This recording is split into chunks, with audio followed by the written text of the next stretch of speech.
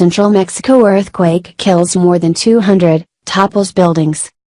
Rescuers searched for survivors through the night after Tuesday's powerful earthquake shook Mexico City and surrounding states, killing scores and leaving many trapped under collapsed buildings.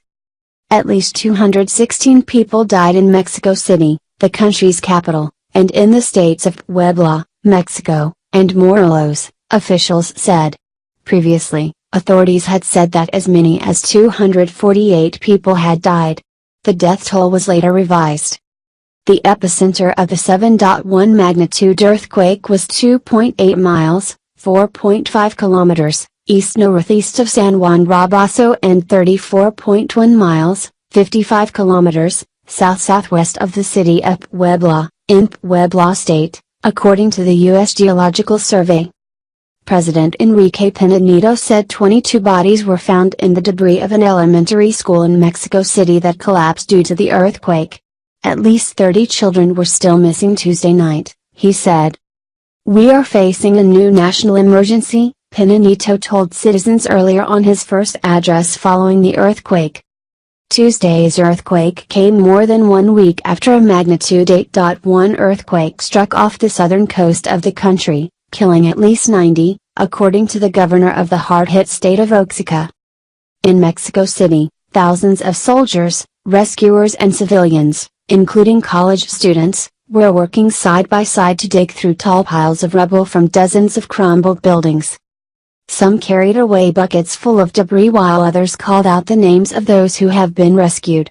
At times, rescuers asked for total silence as they tried to hear voices coming from under the debris. The quake left the busiest city in Mexico in chaos. Windows buckled and shattered, falling several stories to the ground while thousands of people streamed into the streets running away from buildings and potential gas leaks. People struggled to get home when power poles that toppled in the quake blocked the streets and the public transportation system temporarily shut down operations. Nearly 5 million customers were still without power early Wednesday. All public and private schools in Mexico City and some of the states affected by the earthquake will remain closed until further notice, Education Minister Aurelio Nuno tweeted. Tuesday's earthquake took place on the anniversary of a devastating earthquake that killed thousands in Mexico City in 1985. Just hours before the quake hit, many people took part in drills and commemorative events. "God bless the people of Mexico City. We are with you and will be there for you," U.S. President Donald Trump tweeted.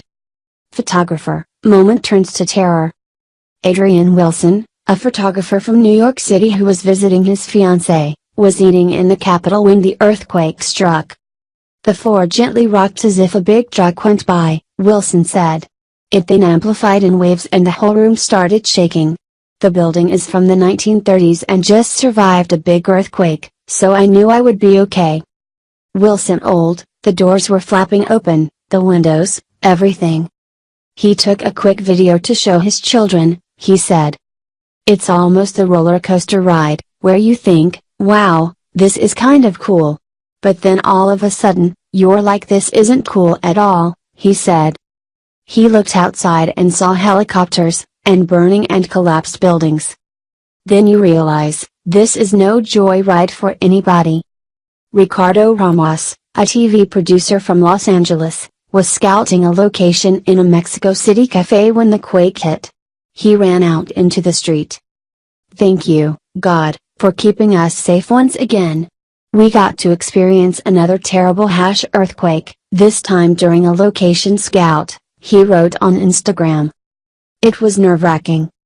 Luis Ramos, who owns an airline business management company, said he was in a meeting near Mexico's main airport when the ground started to shake. "We evacuated and when we got outside the roads were moving up and down and trees were falling," he told CNN. "It was nerve-wracking." Ramos said he got into a car with his driver and went to check on his 99-year-old grandfather, Pedro Cabrero, who lives in a high-rise. "On the elevated roadway, I could see smoke and hear explosions," he said. "I saw a lot of damaged buildings where the exteriors had fallen. I saw some collapsed buildings."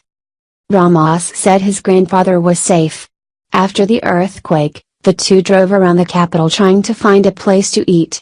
He tells me he's ready for a tequila, he said of his grandfather.